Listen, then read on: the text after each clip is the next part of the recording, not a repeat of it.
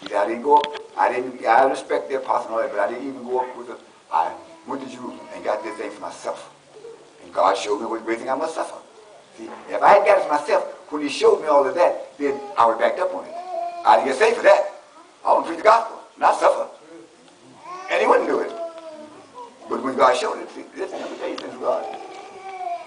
Your call might be in the same area. Suffering means just something that's going contrary to your grain. That don't mean you necessarily being dragged down the street. Some people rather be dragged down the street to go through what they're going through. For that concern. So what great thing I'm going to suffer? That might be your ministry. To prove to some of the young ones coming on that we can go through. That'd be more than 1,000 testimonies, or more than 1,000 sermons, to prove by your demeanor that there's someone that's willing to give up life and go through and be sustained of God. And not bat their eyes. See, I can have Bible study and preach hard sermon, brother, but when they see somebody with the right spirit actually actuating or implementing that, it's altogether different. When you consecrate, really, you're saying, Lord, whatever. I'm on the altar here. And whatever the consecration or the offering is to accomplish, so it's yours. Do what you want to do with it. Burn it up, do it. It's yours. I don't call the shots anymore. I'm not, I recognize that I'm not I'm talking about no theory now, I'm talking about in actuality. I'm not my own. So I can't complain about what I'm going through because if that's the way you choose to use me, that's it. That's right. I mean, and I can't go and retrieve it and take it off the altar and do my thing and come back and try to put it back. Well, I tell you what, if you think so, that's what Ephesus did, that's what Laodicea did, and show me what they got it back. That consecration. They didn't get immoral, they didn't go out in the world, but they didn't get that consecration that made them mighty with God. They gave them power with God. See, that's the only way you're going to get it. When you give up yourself, if you give up 100% self, you got all 100% Christ. You understand? See, if I give up everything, then I got all Jesus. And what he doing, greater works than you do.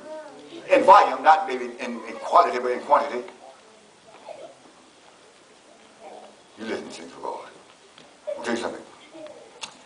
If you do not fully consecrate, the area that you leave untouched, we're going to take you back out of here. I'll certify that. For because the devil recognizes it, that's what he's going to play on. And you will invariably fall. Because you got it in your own hand. And you can't stand the devil in your own. It's too strong for you, the Bible says. You can't do it. The only way you can withstand all that's coming your way is you've got to be all in God. I preached a message on a young man in another state. Yeah, he was 25 or 30 years ago. And every time he sees me, he talks about it. You got to have God best to withstand Satan best. You got to have best that God got. Listen, let me tell you something. Don't deceive yourself because you got a strong determination, a strong testimony that's going to keep you. Peter thought that. He gave one of the strongest testimonies that I've ever seen in Jesus' Son. You don't have it. You don't have it. You think you do. You're feeling good right now. You seem inspired right now. You're floating on cloud 9, but you don't have it. You don't have what you're talking about. He decided. Yes, I do. I'll die. I'll go to prison. I ain't begging him. Just take your time, man.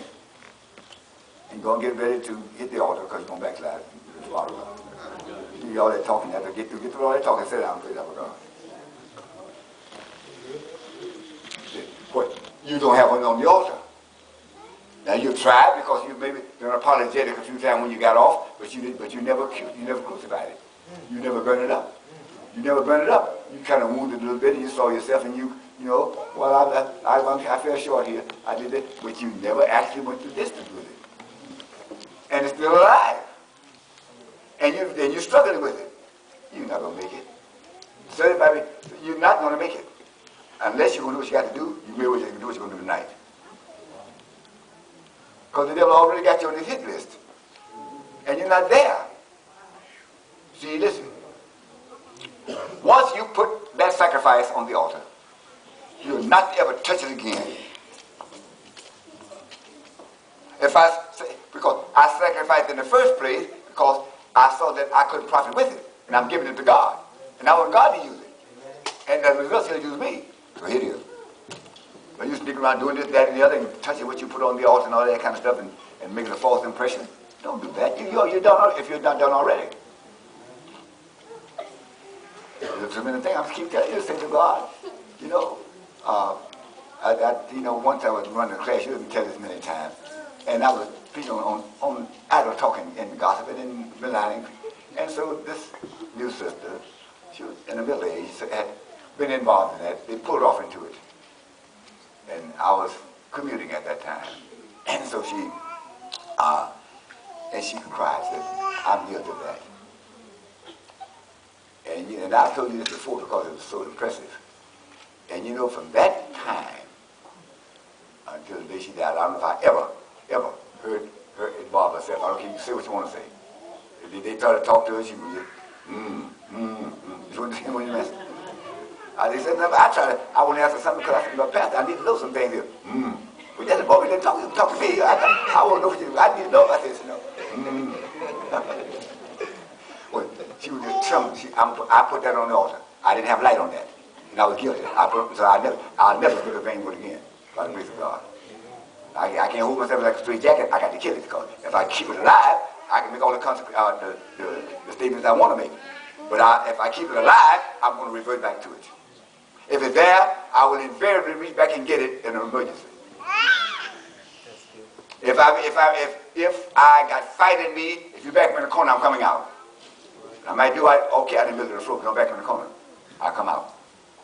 But because if it's in you, well, you know, they push me in the corner here, and you came out swinging. Come on, I'm trying to tell you, God. See, you cannot subdue. You've got to consecrate it. That means you got to give it. See, when you consecrate it, it's not yours any longer. Your temper is not yours any longer. You know what I mean? See, your desires are not yours any longer. We put God for me vain desire. That's why people lust and go back on lust. Why? Because that they never put it on the altar, and if they call themselves doing it, then that desire never crucified. So you're fighting with it, and it's gonna kill you. And I'm gonna tell you, you can't last long like that. You cannot fight that and the devil. You got two foes here, and they're too strong for you. I'm trying to tell you tonight. And that's when, then after a while, they begin to catch, and there are those who didn't do it, and that's when the church is going into apostasy because there are a whole bunch of carnal people who never consecrated. But you can't hardly preach that any longer because it's too much. I was just reading about Brother E.E. Byron. I said, Lord, you know what? I see you manifest yourself now as much as Brother Byron. I just read about his life now. And he was teaching, he was strong in the divine healing. God might be using. As I see now, I see the saints of God that are saints of God be used. They may not be so dramatically, in a sense, but in some might even deny that they are being used. That's up to them. They're going to think we won't think anyway. But here we are, saints of God. Let me tell you something, sister. Now, but you know it. I've often told you. You recognize it. You know your desires. You might try to squash it so you want to deal with it, but you know it. You know, like I told you, one lady got tuberculosis. The ship was shot out from under him in the Second World War in the Navy. And so he contracted tuberculosis. And so, her husband said, Kathy, said, I'm sick and I'm going to have to be away. Excuse me. And please promise that you won't cheat on me. You won't go out on me. And she said, Freddie, I won't do it. I promise you. And one night she got a party. And the fellow I was working with, and he hit on her. And after a while, she kind of moved it. And he said, Louis, I sure wish I could, but I promise you I wouldn't. But his eye was good, but she had made such a solemn promise, and would be such a drastic thing to do that with my husband up there sick, and I do that. But she said, I wish I could.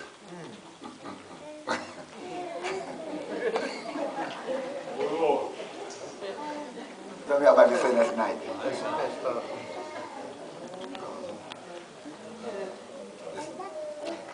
We're not going to go too far because we're going to pray. That's what we're going to bring the glory.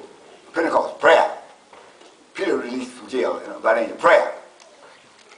All the good songs are wonderful. A lot of good singing is beautiful. But but real fervent prayer from those who can get a prayer through. That's what's going to bring this thing.